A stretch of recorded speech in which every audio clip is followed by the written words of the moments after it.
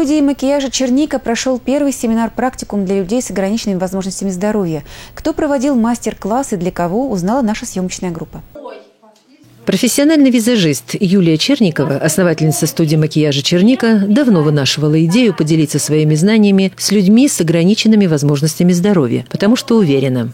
Каждая женщина имеет право быть красивой. А быть значит уметь. Эту задачу научить повседневному и вместе с тем профессиональному макияжу Юлия для себя и поставила. Обратилась в Елецкое местное отделение Всероссийского общества глухих к Елене Дудиной. Я пришла к ней, мы с ней поговорили, я сказала, что я хочу провести для себя. Вот почему-то для себя именно мне хочется провести этот мастер-класс.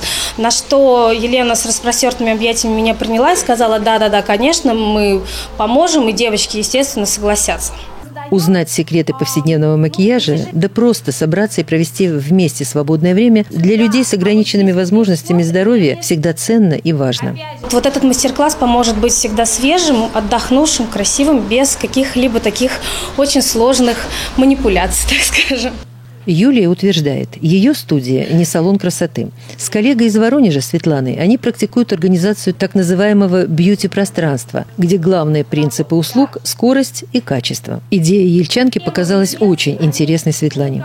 Познакомилась с Юлей на одном из наших мастер-классов, и она очень приятно удивила своей добротой, отзывчивостью и открытостью. У нее есть прекрасное желание людям давать, учить и показывать.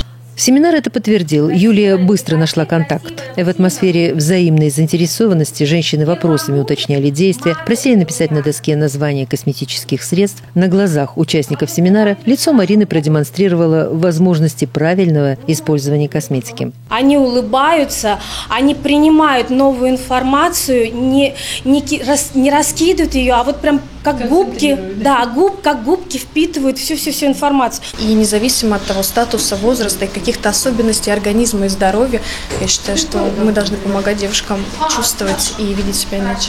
Гостям студии были подготовлены в подарок небольшие наборы косметики, которые они тут же стали пробовать и тем самым закрепили на практике урок профессионального визажиста.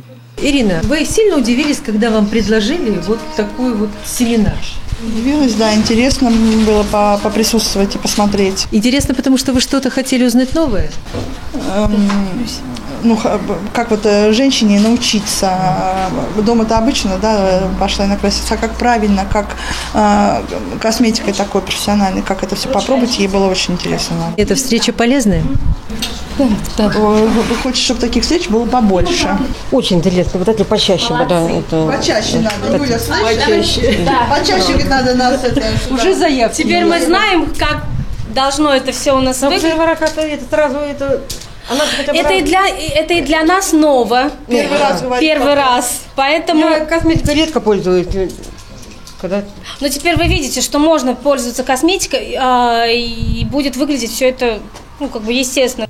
Первый опыт такого рода благотворительности оказался успешным. Светлана задумала и в Воронеже организовать такие семинары. Лариса Кучеркова, Николай Седых, Елец ТВ.